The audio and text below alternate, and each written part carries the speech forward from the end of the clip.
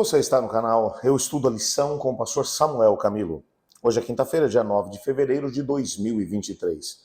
E o tema que estudaremos a nossa lição da Escola Sabatina será Moisés no Egito.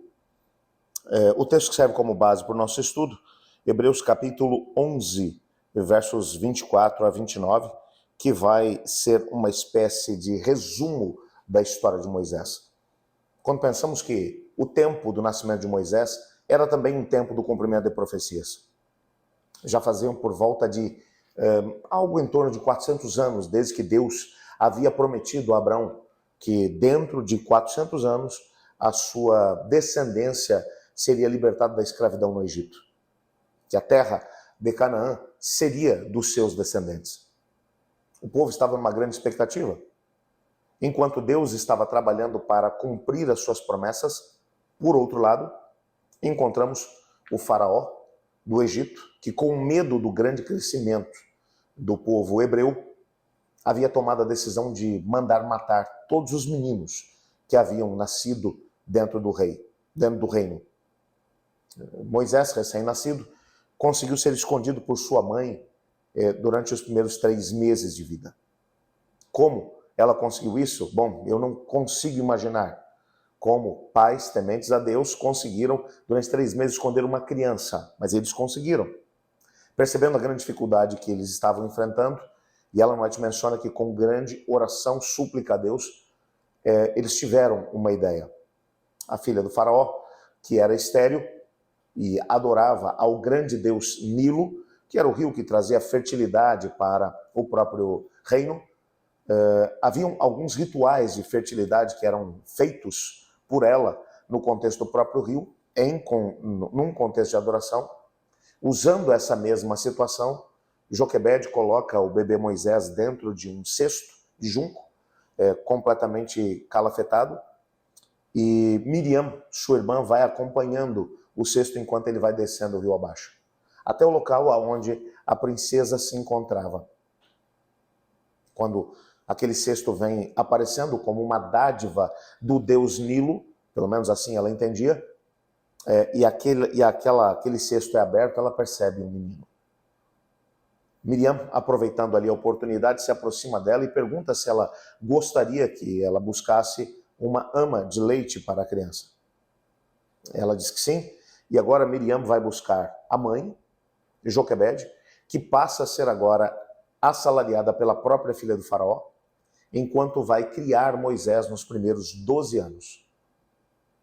Quando lemos aquilo que Ellen White fala a respeito desses primeiros 12 anos, entendemos que durante esse tempo Joquebede dedicou todos os esforços para ensinar Moisés a amar a Deus, a conhecer a Deus e a entender que ele havia sido poupado por Deus com um propósito.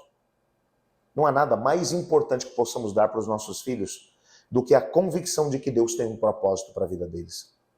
Às vezes não somos capazes de imaginar, não somos sequer capazes de visualizar, mas Deus tem grandes planos para os seus filhos.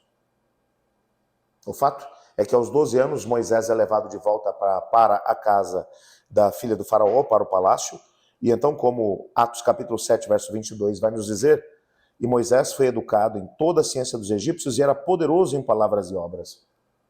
Moisés, ele vai crescer e se desenvolver, tornar-se um grande líder dentro do Egito. Alguns achados arqueológicos mostram, por exemplo, em uma determinada parede de um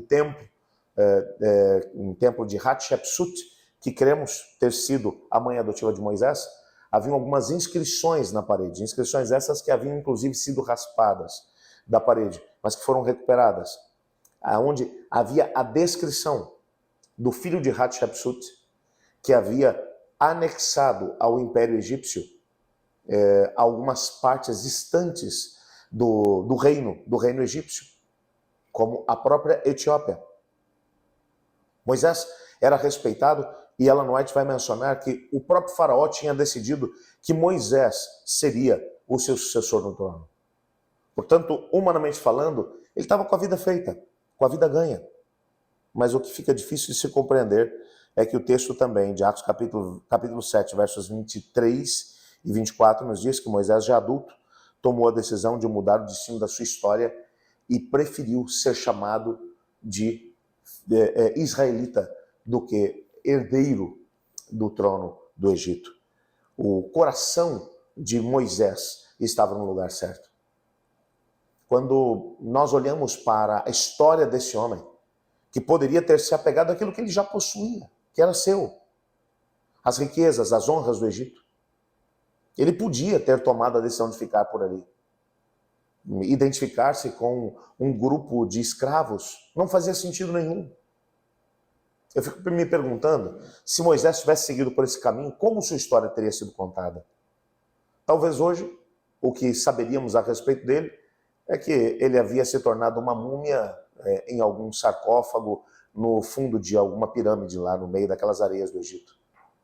Mas por ter colocado em primeiro lugar o reino de Deus, sua justiça, e ter se identificado com o propósito do Senhor, Moisés continua vivo ainda hoje, vivendo com o Senhor nas mansões eternas. Porque mesmo tendo experimentado a morte, foi ressuscitado pelo próprio Cristo e levado com ele para o céu. A história de Moisés é uma história que deve fazer com que nós paremos para pensar. Deus tem propósitos para a nossa vida. Todos os dias nós estamos fazendo escolhas. Que caminho seguiremos? Quais serão as prioridades da nossa vida? E todas as vezes que priorizamos os reinos desse mundo, ao invés do reino de Deus, nós acabamos sofrendo de forma terrível aquilo que são as consequências de uma escolha equivocada. Mas cada vez que escolhemos seguir o plano de Deus, mesmo que ele não faça sentido, mesmo que ele seja difícil, vamos experimentando as bênçãos do Senhor. Eu quero orar pedindo a Deus para que Ele nos ajude a tomarmos as decisões corretas, para que vivamos o melhor que Deus tem para nós. Ore comigo. Obrigado, Pai, por Tua palavra e porque nela descobrimos que o Senhor nos ama. E não apenas isso, que tem também grandes planos para a nossa vida. Ajuda-nos a viver o melhor que o Senhor tem para nós e decidimos viver pelo reino de Deus. Pois em nome de Jesus que oramos. Amém. Eu estudo a lição. E você?